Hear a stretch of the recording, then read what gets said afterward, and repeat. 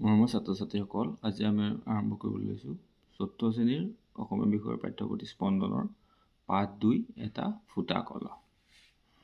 ইয়াত চোৱা, প্ৰথমতে আমি পাঠটো পঢ়ি লওঁ। সেউজীয়া গছ লতা, ৰং বিৰঙৰ ফুল, ধুনীয়া চৰাই চিৰিকটি আদি আমাৰ মনত কিমান যে আনন্দ দিয়ে। এই প্ৰকৃতিৰ এই উপাদানবোৰে আমাৰ চৌপাশ অধিক সুন্দৰ কৰি ৰাখিছে। আমি প্ৰকৃতিক ভাল পাওঁ। এই ভালপোৱা আমাৰ কামৰ মাজেদিয়ে প্ৰকাশ পায়। নিজে নজনাকৈ কৰা কামৰ জৰিয়তেও প্ৰকৃতিৰ উপকাৰ সাধন হয়। সাধুটো পঢ়ি এই বিষয়ে জানো আহা। এতিয়া আমি সাধুটো পঢ়ি লওঁ আহা। বহুদিনৰ আগৰ কথা। পাহাৰপুৰ নামে এখন গাঁৱত এজন পানীভাৰী আছিল। তেওঁ সদায় পুৱা গধূলি এযোৰ মাটিৰ কলহেৰে নৈৰ পৰা পানী আনিছিল। সেই পানী বজাৰত বিক্ৰী কৰি পোৱা ধনেৰে তেওঁ পৰিয়ালটোক পোহপাল দিছিল। তেওঁৰ ঘৰৰ পৰা নৈৰ ঘাটটো এমাইলমান দূৰৈত আছিল। পানীভাৰীজনে কলহযোৰ এডাল বাওকাৰ দুইৰ মূৰত সিকিয়াৰে ভাৰ বান্ধি লয়। তেনেকৈ নিতৌ নৈৰ ঘাটৰ পৰা বজাৰলৈ পানী কঢ়িয়াই নিয়ে। সুখে দুখে সদায় একেলগে থকা কলহযোৰৰ মাজত ভাল বন্ধুত্ব গঢ়ি উঠিছিল। সদায় একেলগে থাকি থাকি কলহযোৰৰ মাজত বন্ধুত্ব গঢ়ি উঠিছিল। ঘটনাক্ৰমে এদিন তাৰে এটা কলহ বাটৰ কাষতে থকা জোপোহা গছৰ ডালত লাগিল। ফলত কলহটোৰ গাত সৰু ফুটা এটা হ'ল। পানী কঢ়িয়াই আনোতে সেই ফুটাটোৰে সদায় পানী নিগৰি নিগৰি পৰি আহিবলৈ ধৰিলে। বজাৰ পাইগৈ মানে ভৰ্তি কলহটো আধা খালী হৈ পৰে। কিন্তু মানুহজনে কথাটোত গুৰুত্ব নিদি সেই কলহটোৰে সদায় পানী আনি থাকিল। এনেদৰে সদায় ফুটা কলহটোৰ পৰা পানী পৰি অহা দেখি নুফুটা কলহটোৰ বৰ বেজাৰ লাগিল। সি বৰ দুখ মনে ফুটা কলহটোক ক'লে, বন্ধু, তুমি সদায় তোমাৰ পেটত খুৰাদেৱে তুলি দিয়া পানীখিনি ধৰি আনিবলৈ চেষ্টা কৰা। পিছে তোমাক ফুটাটোৱে বৰ আহুকাল দিছে। খুৰাদেৱে কোনোবা দিনা তোমাক পেলাই দিয়ে বুলি মোৰ বৰ ভয় লাগিছে। জানোচা কেতিয়াবা মই অকলশৰীয়া হৈ পৰোঁ। পাছদিনা পুৱা ফুটা কলহটোৱে ইনাই বিনাই কান্দিবলৈ ধৰিলে। কলহটোৰ কান্দোন শুনি পানীভাৰীজনে আচৰিত হৈ সুধিলে, কলহ বোপাই, তুমি পুৱাই পুৱাই কিয় কান্দিছা? কিবা কষ্ট পাইছা নেকি? কলহটোৱে চকু পানী টুকি টুকি উত্তৰ দিলে, আপুনি চাগৈ মন কৰা নাই যে মোৰ পেটত এটা ফুটা হৈছে। আপুনি কঢ়িয়াই অনা পানী সেই ফুটাটোৰে গোটেই বাটত পৰি পৰি আহে। আপুনি নদীৰ পৰা মোক পানীৰে পূৰ কৰি লৈ আহে। পিছে বজাৰ গৈ পায় মানে পানী আধামানহে ৰয়গৈ। আপোনাৰ কষ্ট অথলে যোৱা দেখি মোৰ বৰ দুখ লাগিছে।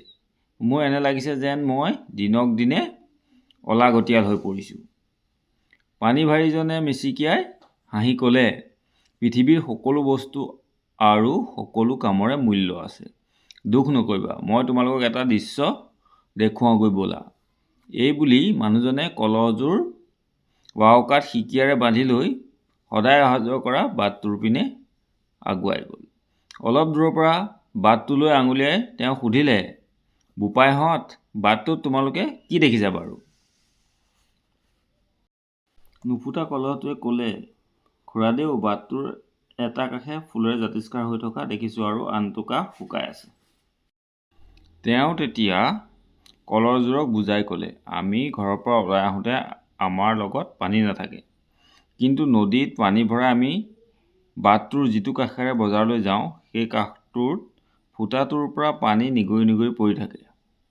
প্ৰতিবাৰে তোমাৰ ফুটাটোৰ পৰা পানী পাই পাই বাটৰ দাঁতিৰ ফুলগছবোৰ জকমকাই ফুলি উঠিছে।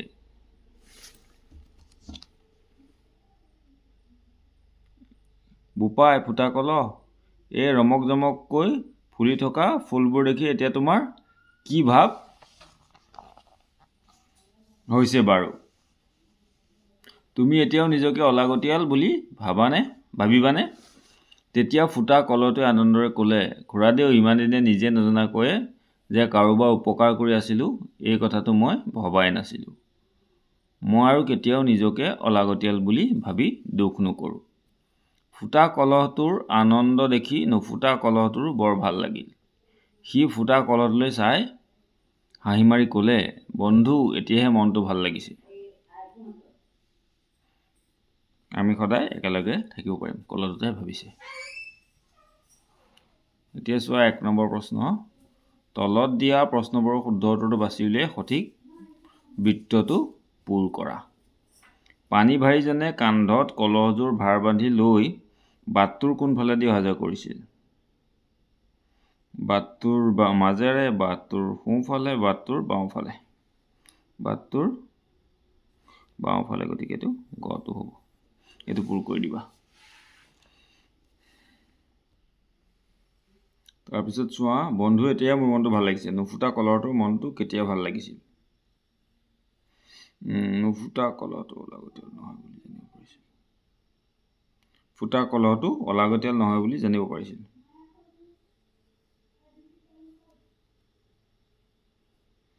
এইটো হ'ব খটো। নুফুটা কলহটো, ফুটা কলহটো অলাগতিয়াল নহয় বুলি জানিব পাৰি পেলাই তাৰ মনটো ভাল লাগিছিলে। ইয়াৰ পিছত চোৱা 2 নম্বৰটো প্ৰশ্নোত্তৰ দিয়া আছে। কটো হ'ল পানী ভাৰীজনৰ ঘৰ ক'ত আছিল? এইটো উত্তৰ লিখি থৈছোঁ মই। পানী ভাৰীজনৰ ঘৰ আছিল পাহাৰপুৰ নামৰ এখন গাঁৱত। তাৰপিছত খটো উত্তৰ চোৱা, পানী ভাৰীজনৰ ঘৰৰ পৰা নৈ ঘাটৰ দূৰত্ব এমাইলমান আছিল। 2 নম্বৰ মানে খ প্ৰশ্নটো আছিলে পানী ভাৰীজনৰ ঘৰৰ পৰা নৈ ঘাটৰ দূৰত্ব কিমান আছিল? তাৰপিছত গ চোৱা, ফুটা কলহটোৱে কিয় কান্দিছিল? ফুটা কলহটোৱে পানী ভাৰীজনে ভৰাই অনা পানী ফুটাটোৰে গুচি যোৱাত পানী ভাৰীজনৰ কষ্ট অথলে যোৱা দেখি দুখ পাই কান্দিছিল। ফুটা কলহটো, ফুটা কলহটো এইকাৰণে কমা এটা দিবা। তাৰপিছত আছে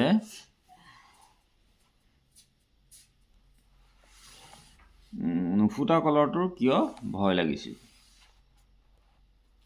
পানী ভাৰীজনে ফুটা কলহটো কেতিয়াবা পেলাই দিয়ে বুলি ভয় খাইছিল। যদি ফুটা কলহটো পেলাই দিয়ে তেতিয়া সি অকলশৰীয়া হৈ পৰিব। এই ভাবি তাৰ ভয় লাগিছিল।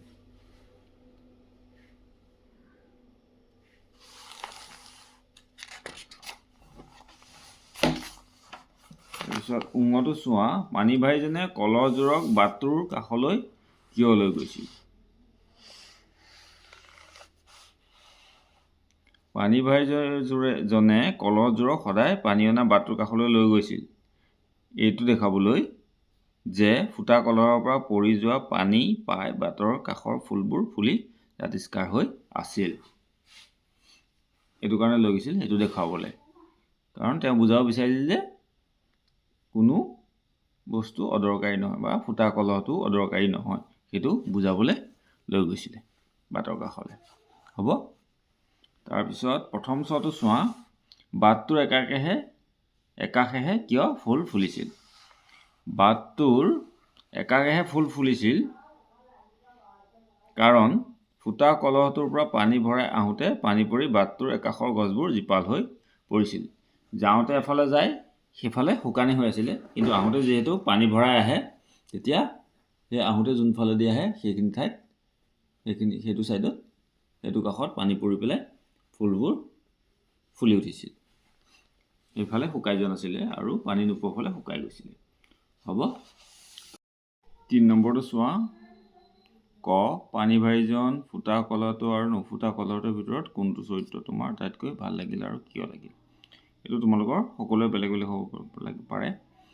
ধৰা কাৰোবাৰ পানী ভাৰীজনো ভাল লাগিব পাৰে, কাৰণ পানী ভাৰীজনে ইমানখিনিলৈকে চিন্তা কৰিছে যে তেওঁ অনা পানীখিনি পৰি গৈছে যদিও যে গছ লতাবিলাকৰ উপকাৰ হৈছে সেইটো কথা তেওঁ ভাবি ফুটা কলহটো পেলাই দিয়া নাই বা কষ্ট কৰি ফুটা কলহটো পানী আনি আছে। ঠিক তেনেকৈ নুফুটা কলহটোকো ভাল লাগিব পাৰে, হয়নে? কাৰণ নুফুটা কলহটোৱে ফুটি যোৱা কলহটোৰ কথাও চিন্তা কৰিছে, হয়নে? তেনেধৰণে তোমালোকৰ যোনটো ভাল লাগে সেইমতে লিখিব পাৰিবা বা ক'ব পাৰিবা। খটো চোৱা, ফুটা কলহটো নুফুটা কলহটোৰ এজন ভাল বন্ধু আছিল। এই কথাষাৰ সাধুটোৰ কোনখিনি কথাৰ পৰা তুমি বুজি পালা? এইটো কোনখিনি কথাৰ পৰা বুজি পোৱা যায়? যেতিয়া নুফুটা কলহটোৱে যেতিয়া ফুটা কলহটো কৈছিল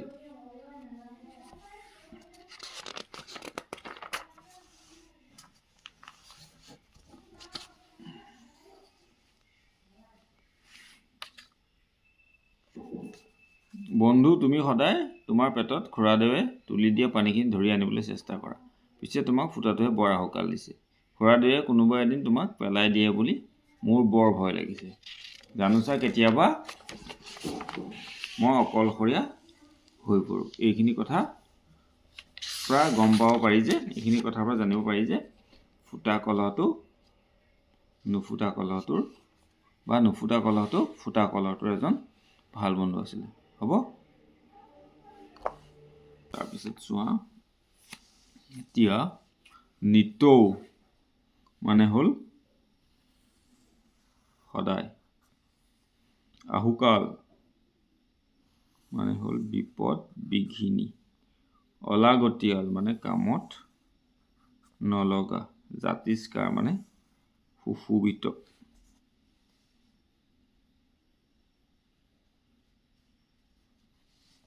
ইয়াত লিখিব লাগিছে নিতৌ। নিতৌ মানে হৈ গ'ল সদায়, আহুকাল মানে বিপদ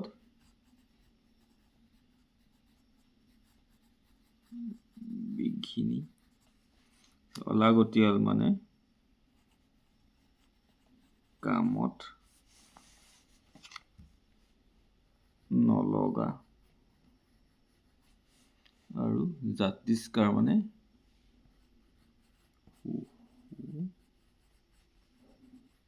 সুশোভিত।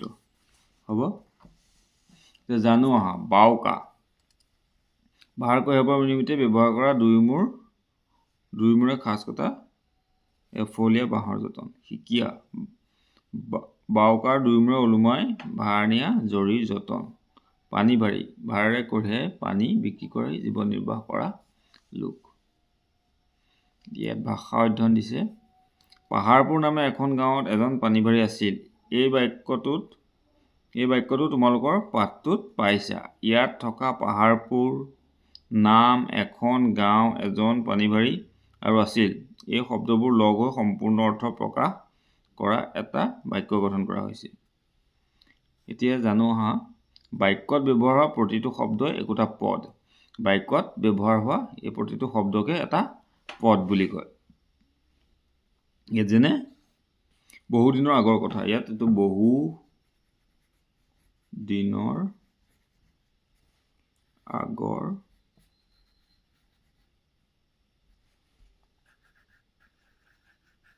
কথা, এই প্ৰত্যেকটো শব্দই একোটা পদ।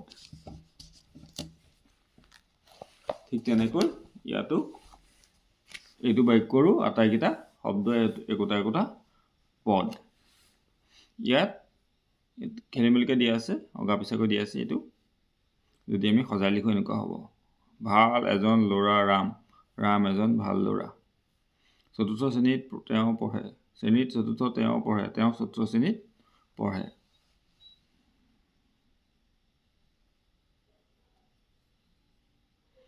আমি আগৰ পাঠত পাই আহিছোঁ যে এটা বা এটাতকৈ বেছি আখৰ লগ লাগি কোনো অৰ্থ প্ৰকাশ কৰিলে শব্দ হয়। যেনে বন্ধু, এতিয়া, মন, ভাল, লাগ। ওপৰৰ শব্দকেইটা ব্যৱহাৰ কৰি বাক্য সাজিলে হ'ব, বন্ধু এতিয়াহে মনটো ভাল লাগিছে।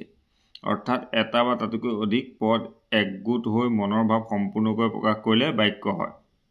বাক্যটোত থকা বন্ধু, এতিয়াহে মনটো ভাল আৰু লাগিছে, এইকেইটা পদ। আৰু এনেকুৱা এটাতকৈ অধিক পদ একগোট হৈ মনৰ ভাৱ সম্পূৰ্ণকৈ প্ৰকাশ কৰিলে বাক্য হয়।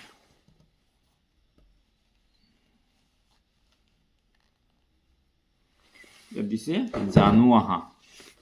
তোমালোকে নিশ্চয় জানা যে মাটিৰে বিভিন্ন পাত্ৰ গঢ়া হয়। মাটিৰ পাত্ৰ গঢ়া মানুহক কুমাৰ বোলে।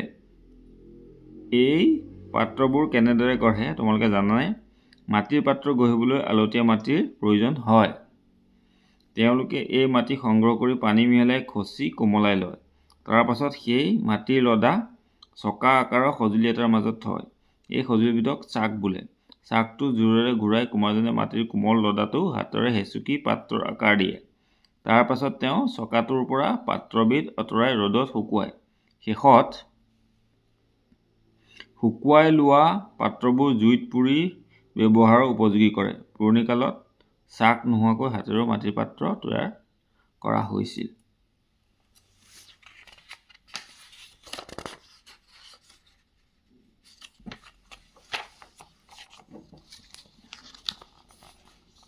এতিয়া চোৱা, দলত আলোচনা কৰি ক'বলৈ কৈছে পানী অনাৰ বাহিৰে কলহ আন কি কি কামত ব্যৱহাৰ কৰা হয়।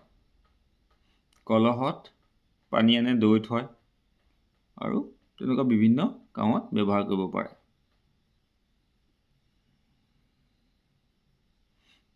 পানী থৈ পেলাই খায়ো মানুহে হয়নে কলহত, আৰু বিভিন্ন তেনেকুৱা পনীয়া বস্তু থ'ব পাৰে বা বেলেগ গোটা বস্তু থ'ব পাৰে। কলহৰ বাহিৰে মাটিৰে গঢ়া আন কি কি পাত্ৰ আমি ব্যৱহাৰ কৰোঁ। কলহৰ বাহিৰে মাটিৰে গঢ়া কলহ, টেকেলি, তাৰপিছত তাতকৈ কলহতকৈ সৰু এনেকুৱা কিছুমান পাত্ৰ থাকে। তাৰপিছত মাটি চেকি তোমালোকে দেখিছা,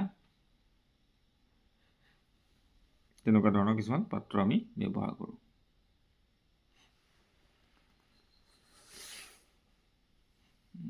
ইয়াত দিয়া আছে,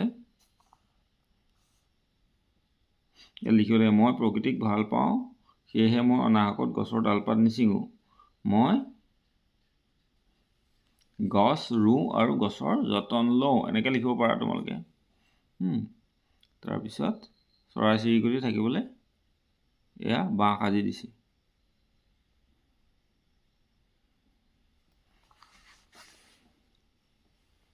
মই গছ ৰুওঁ আৰু সেইবোৰৰ যতন লওঁ।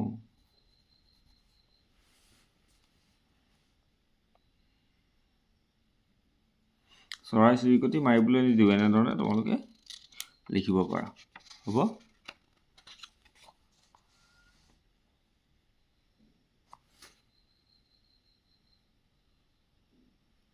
এইখিনি তোমালোকে নিজৰ মতে লিখিবা হা।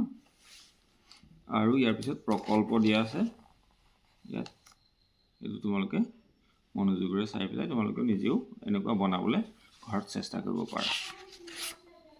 প্ৰথম অধ্যায়ৰ দ্বিতীয়টো পাঠ ইমানতে শেষ হৈছে। ইয়াৰ পিছত আমি দ্বিতীয় অধ্যায়ৰ প্ৰথমটো পাঠ পিতৃ মাতৃ আৰম্ভ কৰিম। তোমালোকে যদি ভিডিঅ'টো চাই ভাল পালে তেনেহ'লে প্লিজ ভিডিঅ'টো এটা লাইক কৰি দিবা, চেনেলটো ছাবস্ক্ৰাইব কৰি দিবা। Thank U.